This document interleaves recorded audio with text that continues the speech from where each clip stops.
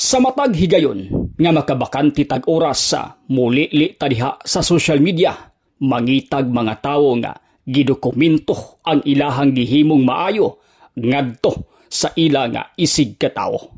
Dinhi atong nakita si Sera Lodimer Hagos o nailang si Idol Lodi. Wala tamaglangan mipadalag mensahe kaniya og tamis nga yes ang iyang palo sa atoa. Kay diay ang among kasing-kasing ngano kaha nga nagkatakdo ming duwa nga magsuroy-suroy. Takdo siguro among kasing-kasing nga gahatag sa mangingon ani. Charity mga kaigsunan, mga idol. Mairumbo nato ning higayuna si Tatay Danilo Anlag sa Baongon na Bukidnon. Sumala ni Idol Lodi nga una niyang nakita si Tatay, mibati siya kaluoy sa sitwasyon ni ini. Ito pong tuan karon medyo layo pa. Layo pa. Abante may karon kay naami ka pangitaon mga boss, mga idol.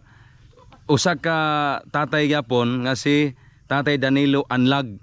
Luoy kito kay natagbuan ako diha last week nga gasungkod-sungkod na muna mahibulong ko unsa ka to orasa maabot si Ambalay kalayo pa man ang balay niya gasungkod ra niya gasuroy-suroy natagbuan ko to siya gipangayuan ko niya gapi. Ingon niya, sir, taga ikaw gapi sir be, tagaan ako siya pero nakita na akong kahimtang niya sir sen nga luoy na gid sa daan ingo balikan taga. Sa unang balay nga atong naanhaan, pakyasta kay mas layo pa diay ang balay ni Tatay. Busa nag-backlight danlog man ang dalan apan worth it man saba ang agian. Na krusada og lakip na gini nga adunay mga time nga mag-backlight kita. No, og sige kumbati pagkapatsada pagka palibot mo ni ang palibot. Mo ni giingon nga magtunog ta gamay grasya pero ang tinuod kita mo gakagrasyahan tungod kay gakalingaw kita, no?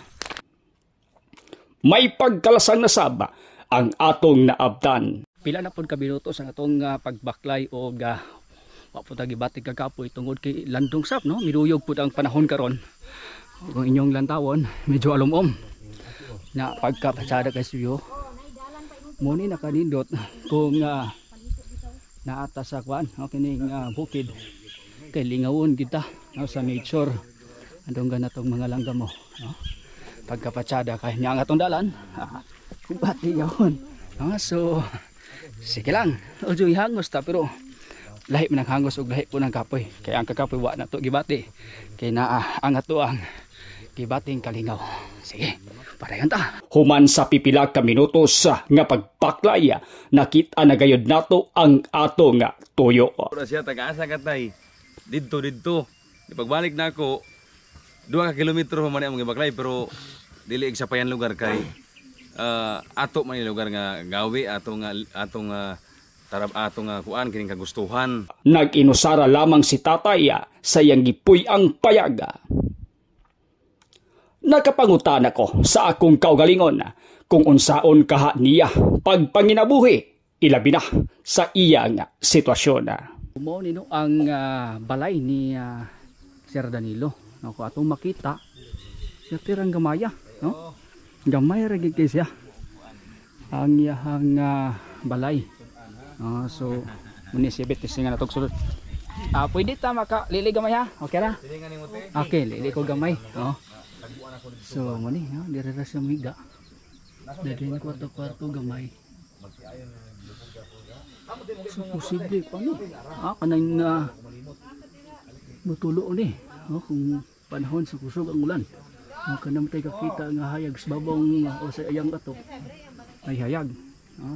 Sa pagtunol na ni Idol Lodi sa bugas gikan sa Good Samaritan, walay kabutangan ang kalipay ni Tatay. Makonsumo nimo pila ka adlaw ba? Okay. Tagaan dagag pat. Gipud-an pagayod sa Zen Kahatol t-shirt nga may mensaheng inspirasyon. Nay t-shirt nimo tay.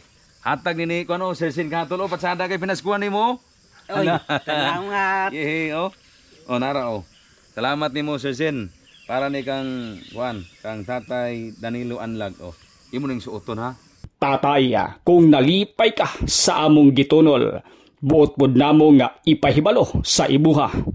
Gipabati nimo ang tumang kalipay sa among kasing-kasing pagkalami sa pamati nga taliwala sa among pagkayanong lungsuranon. May kapas di ay kami nga makapalipay sa among isig katawo. Kini na lamang si Zen Kahatol. Daghang salamat. Tara na, isin kahatol sulugoon sa mga Good Samaritan. Tara na, isin kahatol sulugoon sa mga katawhan. Labi na katong nagutman, mga kabus na katawhan. Labi na katong nagutoy, mga tiyan.